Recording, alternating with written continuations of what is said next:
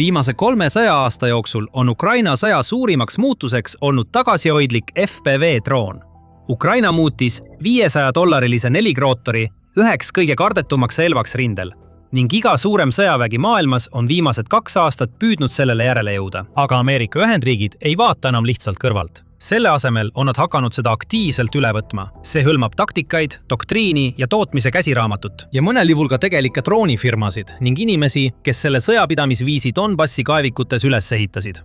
Aga kui me läheme natuke sügavamale, Ameerika Ühendriigid ei tee lihtsalt Ukraina pealt maha, vaid võtavad Ukraina geniaalse idee ja ehitavad selle põhjal midagi veel paremat. Alustame siis sellest, kust see kõik alguse sai. Sest me ei saa süveneda sellesse, mida USA praegu teeb, ilma et mõistaksime, mida Ukraina oli sunnitud kõigepealt leiutama. Kui Venemaa 2022 aastal üle piiri tungis, Ukrainal polnud suurtükiväe varusid, õhujõude ega soomusüksusi, et Venemaaga sümmeetriliselt võidelda. Ukrainal oli meeleheitlik, detsentraliseeritud, äärmiselt loov tsiviiltehnoloogia kultuur ja kiire vajadus panna Vene sõdurid kartma end liigutada. Vastuseks olid esimese isiku vaatega ehk FPV-droonid, sellised, millega hobitegelased sõitsid lõbusalt läbi tagaaia takistusradade või kasutasid pulmafotode tegemiseks. Kui kinnitad kvadrokopterile lõhkepea ja paned sõduri mõne kilomeetri kaugusele kaevikusse videoprillidega, äkki on sul täppisjuhitav laskemoon, mis maksab vähem kui enamik teisi olemasolevaid relvi. Ja see relv suudab leida ja võib-olla isegi hävitada tanki läbi metsariba. Ja sõjamajandus, kus droonid domineerivad, mõjutas otseselt arutelu Pentagoni sees. 2025 aasta aprilliks viitasid mõned hinnangud, et droonid on põhjustanud 80% Venemaa kaotustest. Mõnes rindelõigus tõuseb see näitaja isegi 90%-ni. See tähendab, et 90 sõiduki kaotusest on otseselt droonide tõttu. Kaasaegsel lahinguväljal pole praktiliselt enam kuhugi peitu pugeda. Iga tee, iga metsaserv, iga kogunemiskoht on jälgitud millegi väikese, odava ja relvastatuga. Loomulikult ei ole Ukraina ainus riik, kellel on pidev droonide varu, kuna Venemaa on kohanenud ja mõnel juhul teinud droonisõjas märkimisväärseid edusamme. Vene FPV ja kamikaze tüüpi droonid on hävitanud lääne tanke, eriti Leopard 2A6, mis on otseselt võrreldav Ameerika M1 Abramsiga. Sõja esimesel aastal omistati Ukraina tankide, näiteks Leopardite kaotused peamiselt droonisõjale. See viitab sellele, et kumbki pool polnud tegelikult immuunne selle suhtes, et osa nende kõige tugevamatest struktuuridest või relvadest hävitatakse odavate ja kergesti asendatavate droonidega. Kuid Ukraina ei piirdunud droonide garaažis improviseerimisega. Selle idee ümber ehitati terve tööstuslik ja bürokraatlik ökosüsteem ning võib väita, et see ökosüsteem on olulisem eksport kui droonid ise. Ukraina digitaalse transformatsiooniministeerium haldab platvormi nimega Brave One, mis on sisuliselt digitaalne turg, kus rindekomandöörid saavad sirvida sadu droonimudeleid ja tellida varustust samamoodi nagu Amazonist, kus juures tarne võib toimuda juba nädala jooksul. Ukraina drooniüksused dokumenteerivad oma rünnakuid kaameraga ja teenivad punkte sõltuvalt sellest, kui väärtuslikku varustust nad hävitavad ning saavad need punktid samal platvormil vahetada veelgi arenenumate droonide vastu. Kahjustatud seadmed saavad hädaolukorras parandustöid eesliini töökodades tundidega, selle asemel, et oodata nädalaid nagu traditsioonilises sõjaväe varustusahelas. Siis tuli rünnak, mis pani kogu maailma võtma Ukraina drooniprogrammi tõsiselt, kui strateegilist relva, mitte lihtsalt lahinguvälja tüütust. 2025 aasta juunis Ukraina smugeldas sügavale Venemaa territooriumile hulga odavaid FPV-droone peidetuna tsiviilkaubakonteinerite katustesse. Seejärel käivitas need kaugjuhtimisega 5 Vene lennubaasi vastu operatsioonis Ämblikuvõrk. Ukraina ametnikud ütlevad, et rünnakus kasutati kuni 117 drooni ja tabati 41 lennukit, sealhulgas 2 TU-95 ja 2 TU-22 strateegilist pommitajat. Mõned Venemaa kõige kallimad ja raskemini asendatavad sõjalised varad. Kahju hinnati $7 miljardile. Sõltumata tegelikust kahju ulatusest olid sõnum ja tagajärjed selged. Odavad droonid võivad nüüd ohustada strateegilisi objekte tuhandete kilomeetrite kaugusel rindest, ilma et ükski mehitatud lennuk ületaks piiri. Venemaad sunniti kiiresti kasutusele võtma teistsugune strateegia oma kaugemal asuvate baaside kaitsmiseks, paigaldades mõnel juhul lennukitele rehve, et muuta need satelliidipiltidel vähem nähtavaks. Ja see ei jäänud ainult Ukraina ja Venemaa konfliktiks, sest need taktikad levisid ka teise samal ajal käimasolevasse suurde konflikti. The Guardian teatas 2026 aasta mais, et Hezbollah on Liibanonis kasutusele võtnud fiiberoptilised FP-droonid, kohandades selgelt Ukrainas välja töötatud tehnikaid, et mööda hiilida Iisraeli elektroonilisest sõjapidamisest. Üks maailma kõige keerukamaid segamiskeskkondi. Kui USA astus veebruari lõpus oma enda konflikti Iraaniga, Teheraan vastas droonide rünnakutega üle kogu piirkonna, ning Ameerika ja liitlasväed tulistasid paljud neist alla. Kuid rünnakute tohutu ulatus paljastas, kui raske ja kui kulukas on kaitsta end odavate, masstoodetud süsteemide vastu, kasutades kalleid ja keerukaid tõrjerakette. Probleem seisneb selles, et varasemad relvad, mida USA kasutas, olid äärmiselt tõhusad lahinguvalmiduse, operatiivvõimekuse ja jõu projitseerimise osas, kuid need polnud kulutõhusad. Võtame näiteks USA kõige tuntuma kaugmaadrooni. 2026 aasta juuliks USA ametnikud teatasid, et Iraanis toimunud operatsioonide käigus hävitati üle 30 Reaper MQ-9 drooni. Viimati teatati, et ühe sellise drooni maksumus on umbes $16 miljonit. Kui neid võrrelda odavate ühekordsete droonidega, jõudude tasakaal kaldub selle relva kasuks, mida saab vaenlase pihta visata ilma, et peaks muretsema oma investeeringu turvalisuse pärast. See ongi peamine erinevus selles, kuidas USA ja Ukraina on oma vastavates konfliktides tegutsenud. Aga kuidas USA siis äkitselt asju muudab? Alustame doktriinist, sest USA armee rebib praegu aastakümnete pikkuse oma enda käsiraamatu tükkideks. USA armee staabiülem kindral Randy George ütles 2025 aastal kongressile, et tehnoloogia areneb liiga kiiresti, et jätkata suhtehangete programmidega, mille väljatöötamine võtab aastaid ja mis võivad olla juba kasutuselevõtu hetkel aegunud. Sõjaminister Pete Hegseth allkirjastas samuti 2025 aasta juulis korralduse, mille kohaselt peab iga armeerühm olema 2026 aasta lõpuks varustatud mehitamata süsteemidega. Ja ta ütles otse välja, miks Pentagon on siia jõudmisega aeglane olnud, kirjutades, et droonitehnoloogia on olnud suurim sõjaline edasiminek terve põlvkonna jooksul. Selleks ajaks mõned väiksemahulised muudatused olid juba rakendamisel.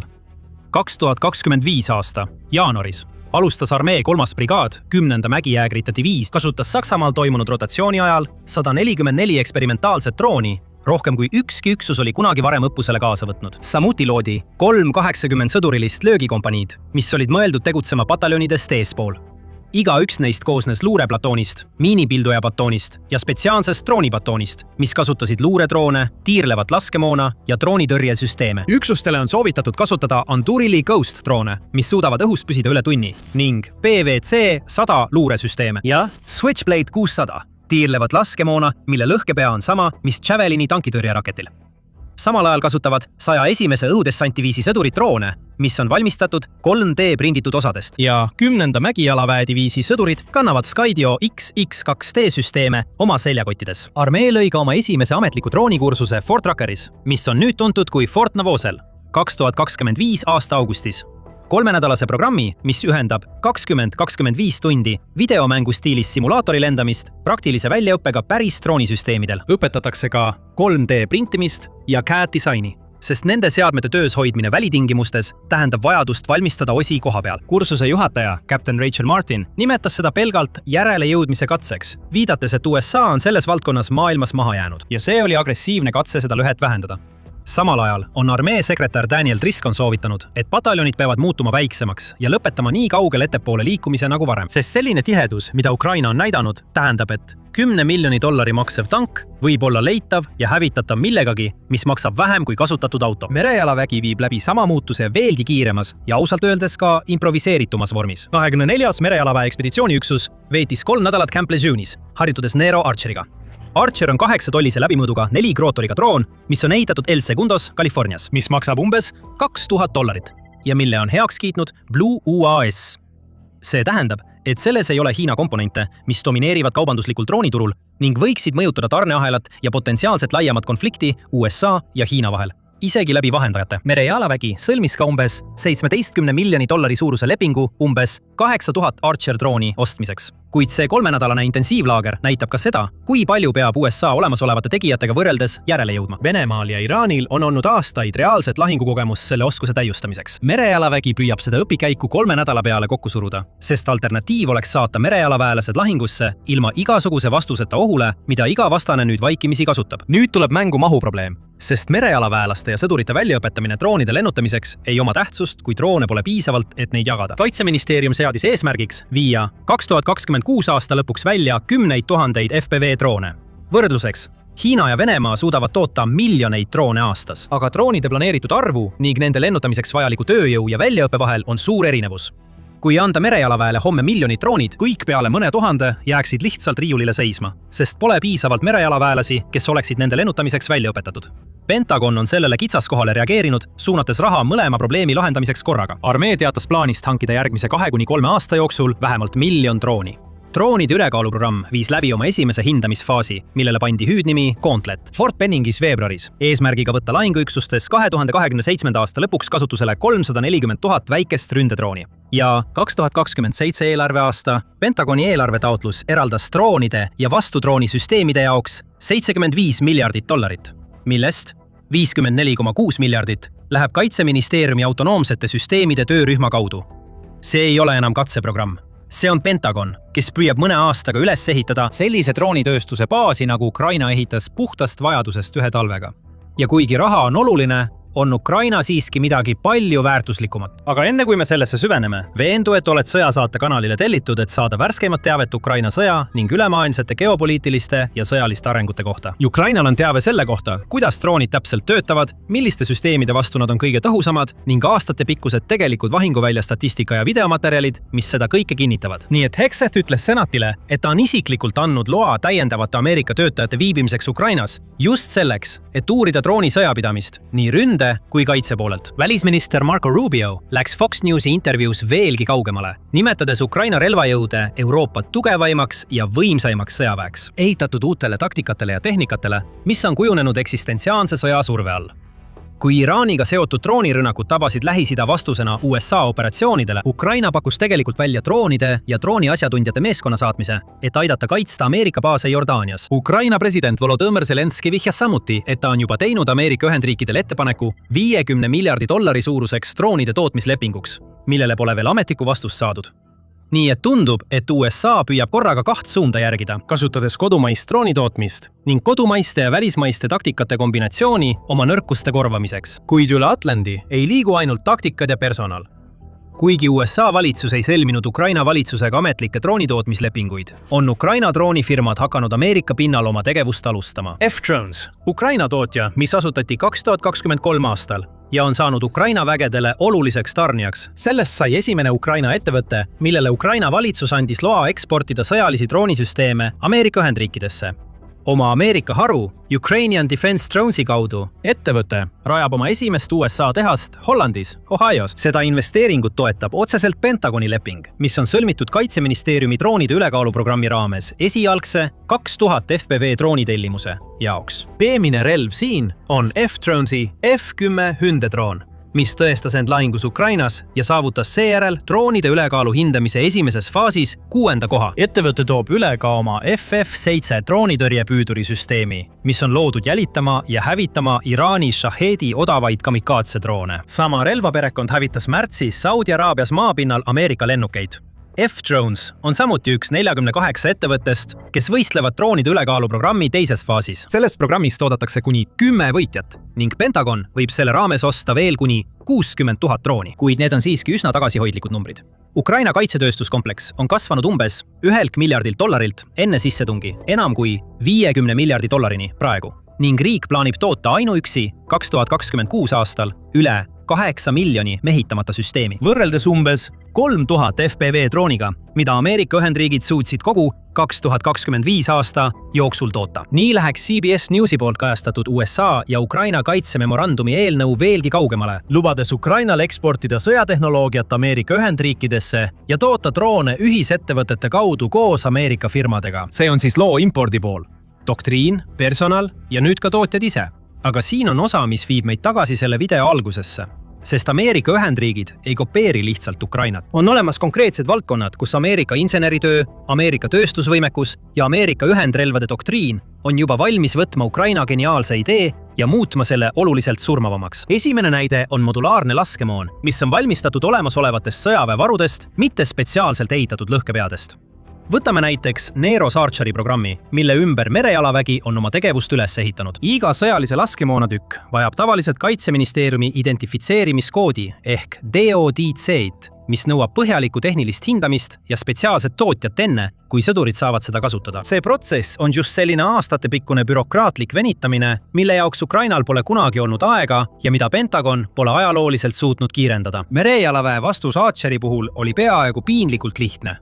Võta C4 plastlõhkeaine ja tavaline elektrooniline sütik. Mõlemal neist on juba DOD numbrid ja need on juba Ameerika ladudes olemas, tonni kaupa. Pane C4 ümbrisesse juhi sütik tagant läbi ja siis keera ette kas jalaväevastane killuketas või vormitud laenguga, plahvatuslikult moodustatud läbitungija, olenevalt sellest, kas sihtmärk on jalavägi või soomus. Kuna lõhkepea ise ei sisalda enne kokkupanekut lõhkeaineid, polnud tal kunagi vaja oma DOD numbrit. Merejalaväelased ei pidanud kunagi õppima, kuidas uut tüüpi lõhkeainet käsitseda, sest nad treenivad pidevalt C4-ga. See üksainus lahendus võimaldas lasta merejalaväelastel viia see relv kontseptsioonist, mis oli alles eelmise aasta jaanuaris pärast jõule, reaalse lahinguvõimeni Camp Lejeune'is.